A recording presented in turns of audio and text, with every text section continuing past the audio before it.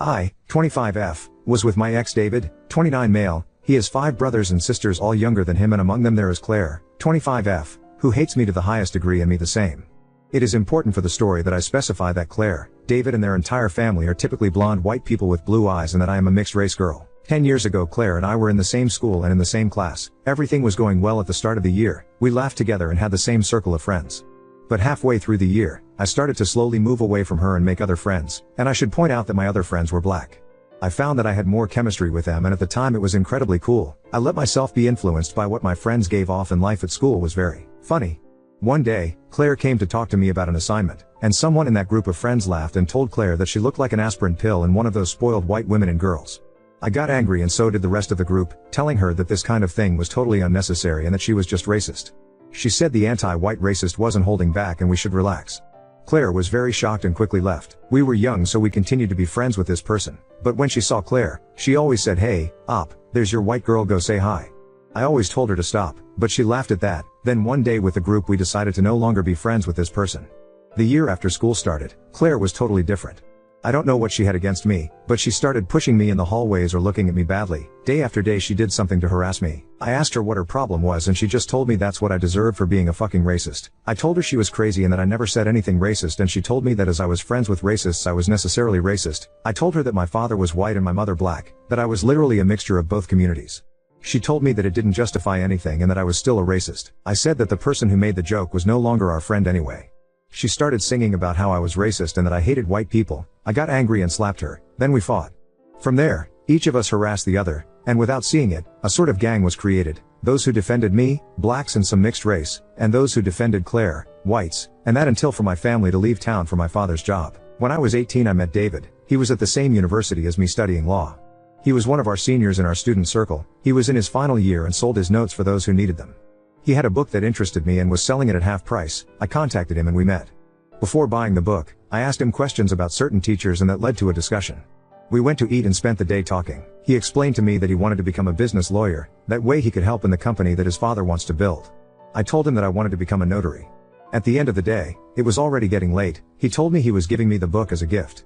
When he got back to the dorm, he sent me a text message saying it was great and that he wanted to see me again. That's how we started becoming friends. Even when he was no longer at university, we had developed the same circle of friends, so we see each other very often. During our years we were extremely close. David refused to go out with girls without giving a valid excuse, and everyone thought it was because he liked me. He never said anything. He was very secretive and never really liked talking about his feelings. It was during a trip for my birthday that David asked me out. It was when we got together that he first told me about his family, and that's also when I learned that Claire was his sister. I told him that Claire and I had a fight in high school, and he told me that it was a long time ago, and that normally she had moved on. He didn't introduce me to his family right away, and even our first time was 2 months after we made it official. David told me that he was cheated on once and that it was the worst experience of his life, that he fell into depression and almost killed himself because he thought he really loved this person. He told me that if he was so careful it was because he really wanted to do things well. He then told me very seriously that if he introduced me to his family it was because he intended to make me his wife later, and that if I didn't want to go further I had to tell him. I told him I really loved him and wanted to be with him. He then told me very seriously that if I committed myself, I must never break this promise because for him it was very serious, and that he wanted to be like his parents, who have known each other for more than 40 years and who are still together. He told me that he will always be faithful and that I should do the same. I promised him yes. A few months later, I met his family. As soon as Claire saw me, she was furious and asked me what I thought I was doing with her big brother. I kept calm and told her that David and I were together. She then told her family that I was a racist and that I could not be integrated because I hated white people, blonde, with blue eyes. I told her to move on and that it wasn't me who said that. We had an argument and the meeting was cut short. Claire had bet that David and I would not last 1 year. We stayed 3 years together because of Claire. David's family was very distant from me. Claire said if I was there she wouldn't attend some of their meetings and I was left out a lot. David was furious about this, but at some point he stopped trying. Claire was sending me messages saying that David would always be on her side. I showed him the messages but he did nothing and brushed it off, saying not to pay attention. The last time I was at their house, Claire provoked me. No one said anything. So when I tried to defend myself, she started crying. David took me aside and told me to stop, because I was only reinforcing his family's contempt. I lost my temper and told him that he didn't even support me and that it was normal for his family to hate me after everything Claire said about me. He got angry and told me that Claire was still his sister. I was hurt and reminded him of all his promises he made to me about fidelity and loyalty. I told him that he was just a smooth talker but that he was in no way loyal. I saw that what I had said to him had really hurt him. I wanted to apologize, but he told me to leave. I left telling him it was over and he could stay with his sister. He tried to contact me again and again, but I blocked him. He found a way to contact me again, then I changed of number. I didn't know I was pregnant, and that was 8 months ago. A few weeks ago, at the supermarket, I was at the checkout and I started having strong contractions. A security guard pulled me aside and asked if I was okay, then called an ambulance. David's parents were there and were very surprised. His mother started crying, telling her husband to look at my very rounded belly. When the ambulance arrived, I received some tests. Everything was fine, and while I was asked questions about the pregnancy, I answered that it was a boy and that I was going to give birth soon. The paramedics said that if I was having strong contractions again, that might mean the baby will be a few weeks premature, but that I shouldn't worry. David's mother kept crying, saying she was going to be a grandmother. I got annoyed and told her that surely not, with the way she and her family had treated me. After that, I left with a friend of mine that I had called. The next day I received a call from him asking if we could meet. I said no, I didn't want anything to do with him. He told me it was impossible because I had his child inside me. I told him that he didn't have to worry about him and that I was perfectly capable of raising him without him. He started crying, asking me why I hadn't told him anything. I replied that I didn't trust him and that I didn't want my son to be raised in a family like his, which resembles a sect where the guru is Claire. He told me that Claire hadn't done anything wrong, so I asked him if it was me who had done something wrong. He told me no, but that he didn't know who to believe. I asked him to find out what really happened between his sister and me. Then I hung up. 2 days ago I started receiving messages from his family. I was even added to a discussion group called Sorry for All Op, where everyone told me they were happy because things were going well, being the first grandchild in the family. His mother even sent a message where she cried and apologized, telling me that they finally knew the truth, because David had done research by asking questions of my friends and one of his colleagues who was at the same high school as us. This colleague was the one of my old friends in common with Claire. David asked me for a meeting, but I didn't respond. His parents send me apologetic messages in private and beg me to let them meet their grandsons. I don't respond, but they don't lose patience and continue to be polite with me. I always receive messages from his brothers and sisters who also apologize and suggest outings to make amends in person, casually. It makes me laugh to see how hypocritical they are and have all turned their jackets. Everyone forces Claire to apologize, and when she leaves the group, someone puts her right back in. I'm hesitant to leave the group. Since I joined, I read everything but don't respond to anything. Update 1.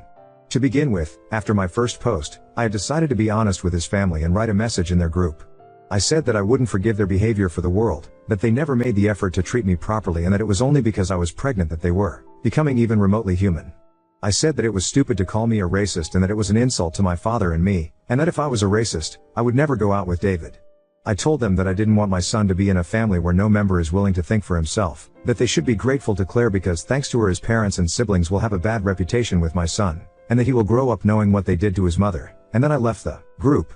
David phoned me within the hour. I answered expecting him to shout at me, but no. He asked me if I was all right and sounded tired.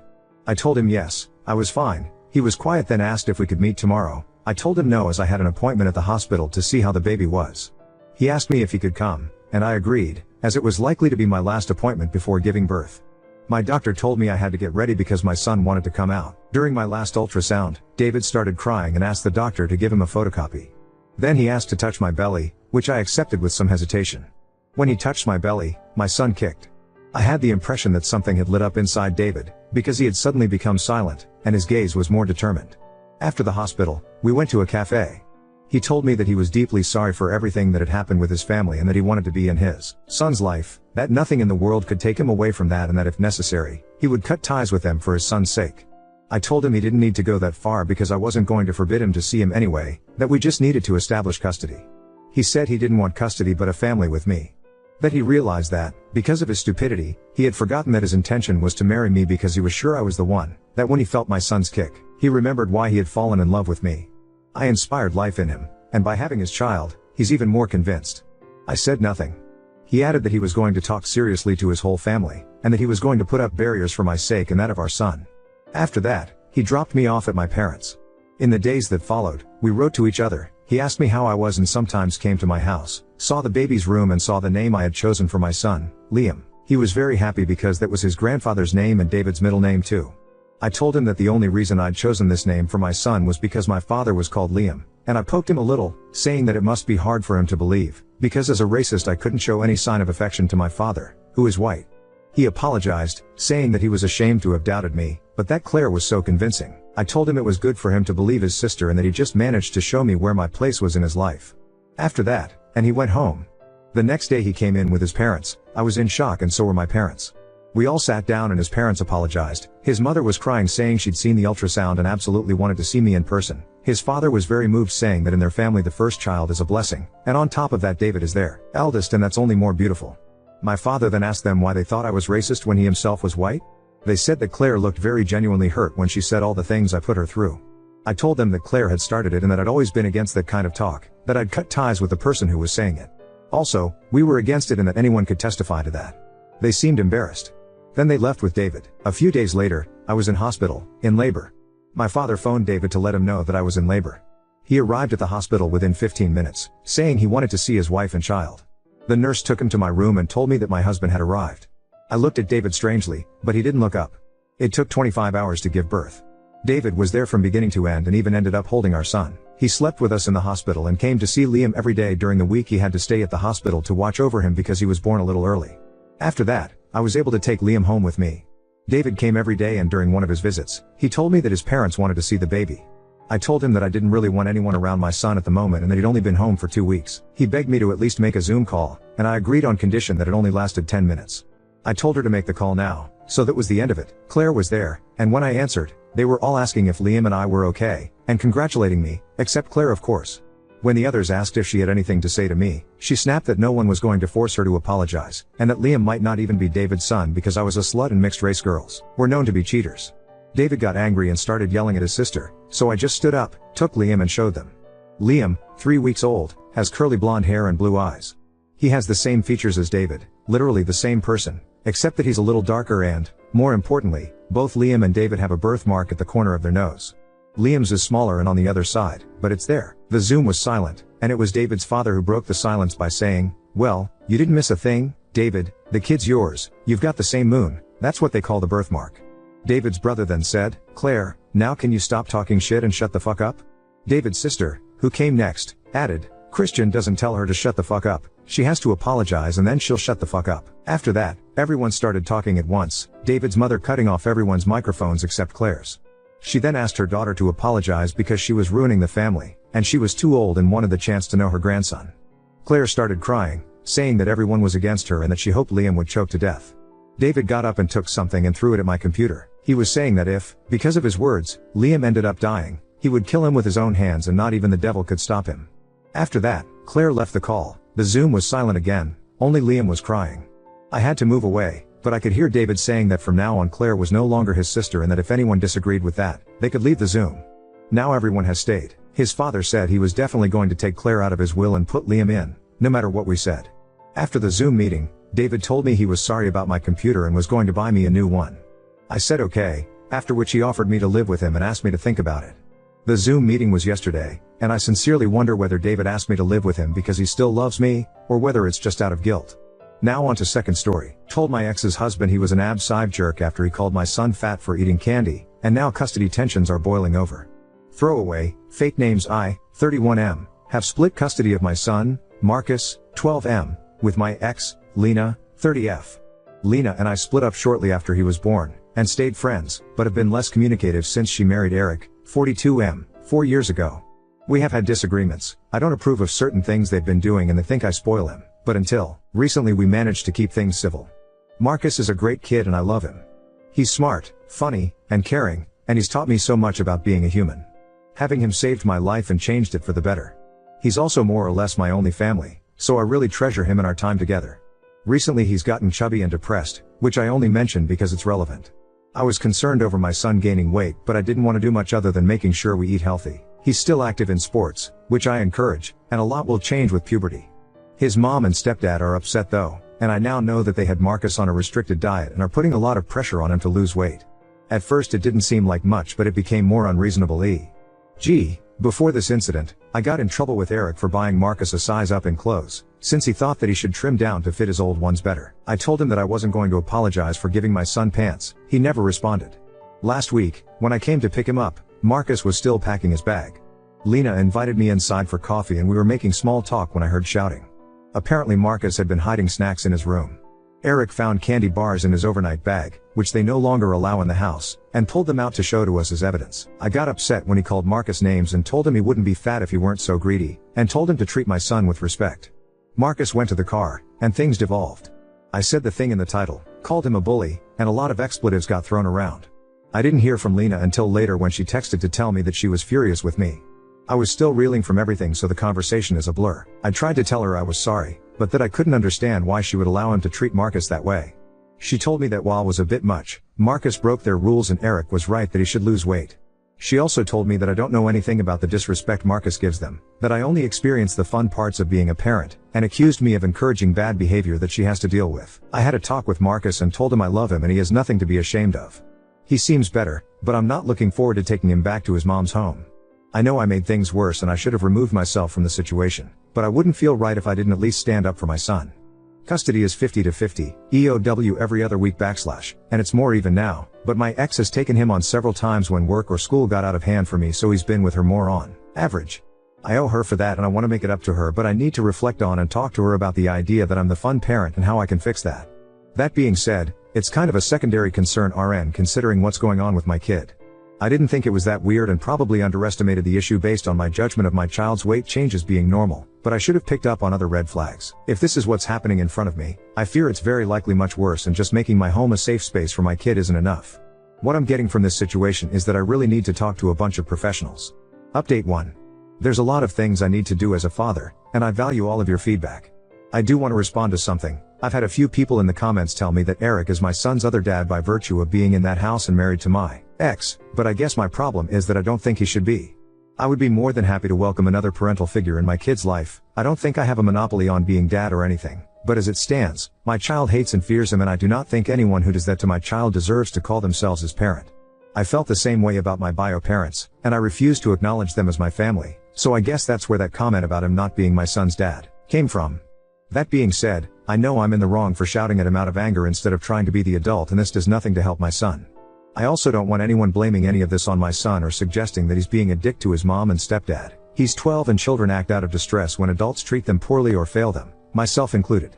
He's the only person in this situation who's not at fault. I will keep trying to talk to my ex, get counseling for my son, and seek out legal advice. Update 2. Many pointed out the way my Lena and Eric treat my son would push him towards disordered eating or could be malnutrition. Unfortunately, it seems be some degree of both. I learned more what they let Marcus eat, 900 to 1000 calories / day versus recommended 2500 for active preteens, which pushed him to sneak food. The humiliation is also constant behind closed doors. I fear there's more he's afraid to tell me. He's physically okay, according to pediatrician, but hurt. I'm trying to make sure he knows he has nothing to be ashamed of, and that the person who should be ashamed is the one who did this. Other things in my ex's house. Eric apparently often starts nasty fights with Marcus. He has also said some pretty demeaning / disturbing things about my background, which is unsurprising. His mom gets shouted down when she tries to defend him. She both sides the situation afterwards, holding husband and child equally responsible. Lena reached out to apologize. She said that she knows Eric was wrong and promised to try and talk sense to him. I told her this wasn't enough and asked why she went along with it. She seemed to wake up when I told her that they seriously hurt Marcus, and agreed that their behavior was unacceptable, but begged me to let her try and fix it. She seemed really tired and unwell and completely different from my former friend. I asked if she feels safe at home. She wouldn't give me a straight answer but promised that she's not physically unsafe and will seek help if needed. I feel for her but no longer trust her. I recorded the call just in case. We're in a one-party consent country, and we'll keep gathering evidence.